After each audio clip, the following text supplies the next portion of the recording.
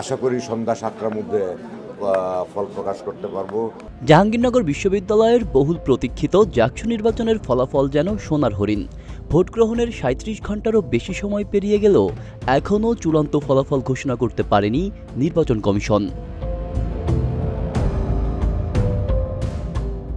৩৩ বছর পর অনুষ্ঠিত এই নির্বাচনে ফলাফল পেতে বিলম্বে ক্ষোভ প্রকাশ করেছেন সাংবাদিক, আইনশৃঙ্খলা রক্ষাকারী বাহিনী এবং শিক্ষার্থীরা।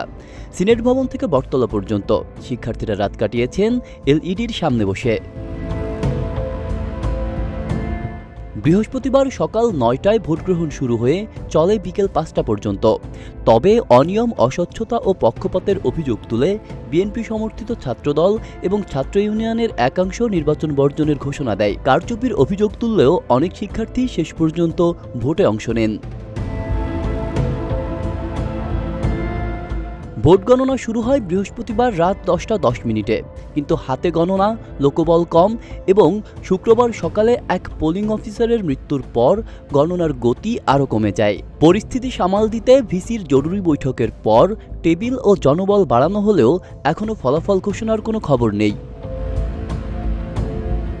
এবারের জাকসু নির্বাচনে ভোটার ছিলেন ১১,৭৪৭ জন।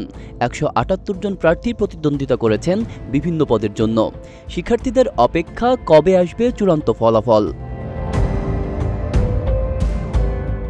আব্দুল্লাহ রাফসান জনি, ঢাকা প্রকাশ।